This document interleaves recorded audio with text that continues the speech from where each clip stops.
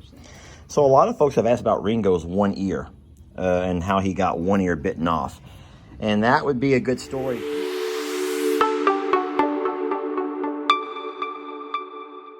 Hey folks, Lester here. So what I'm working on today is a little project using some chicken wire. I'm trying to make a section of the barn where I can put the little goats and even the ducks and geese. You gotta excuse this. A place where I can put them in here if I need to do some kind of medication to them, or a quarantine section, or when the vet comes out, because in all honesty, with those little golden girls, I can't catch them. So it's cute because I'm over here working and all the babies have gathered around, not because they have to be, just because they're so curious about what I'm working on. And it's not real common to see Ringo. I'm trying to video him without, there we go. I mean, without him bothering me. But no, he's just very curious about what Dad's doing. And so he's hanging out, just doing his thing, allowing me to work, which is really cute. Of course, Shirley comes in with Laverne, and they're just kind of hanging out and doing their thing. And this is still a section of the barn for the littles. But now when we have to fence it off and close a few animals in, the little animals, the goats and the babies, can't crawl under the gates and crawl through the fences. And they have to allow us to catch them when we need to do something. All right, so it's difficult to see, but I've come by and I put chicken wire along the panels, the hog panels they call these, or the cattle panels. So now the animals are pretty much, the little animals are pretty much trapped in here with us.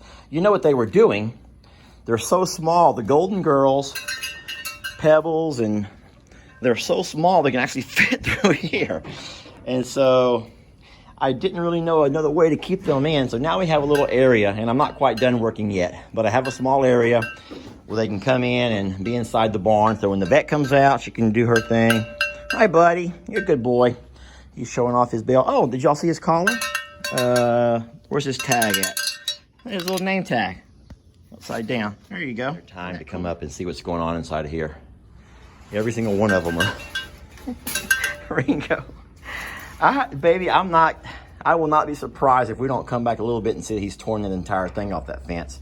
Because if he puts his horn through there, he's going to start pulling. Yeah. Oh, boy. I don't blame you guys. I don't blame y'all. Leave while you can. Yep. Well, I said Ringo was leaving me alone, but Jamie's come out to help me put some zip ties while I keep the wire tight. And as you can see, Ringo's not going to leave her alone. Nope. You know, it's funny. You think that's like a male machismo kind of thing? It is. Ringo, buddy, yeah, he's, now don't get me wrong, he and I can have our fun.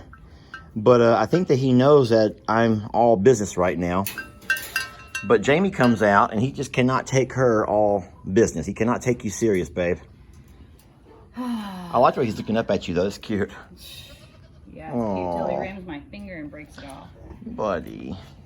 I can't reach that. So a lot of folks have asked about Ringo's one ear and how he got one ear bitten off. And that would be a good story, but I can't tell it because I don't know. Ringo came here with only half of an ear. So I'm sure Ringo has his own little survivor story. Oh, I bet he does, and I bet he has some fault in it too.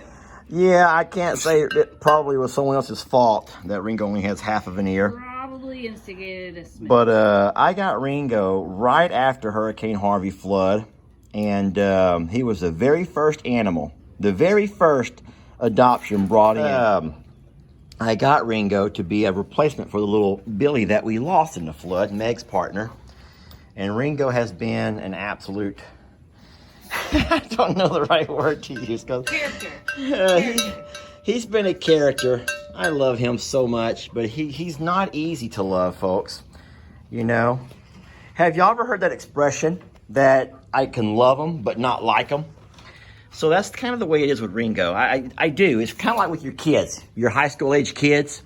I don't know if you feel the same way about Xander sometimes, Jamie, but I do with L.E. Well, yeah. Oh, I love him.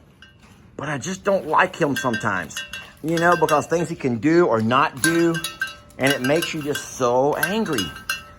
And it's like, my God, son, I love you. You're my son and I love you. You're my flesh and blood and I love you, but I just don't like it.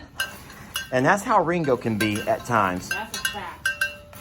You know, Jamie, this is going to sound bad, but in all honesty, he has not been doing any of this nonsense, showing off for anybody. He's been sitting here just as sweet and loving the whole time I've worked. And I've put this wire around this entire place, and he's not bothered me once. Yeah, well. And then Jamie walks out, and all of a sudden he starts showing out, showing her how tough he can be.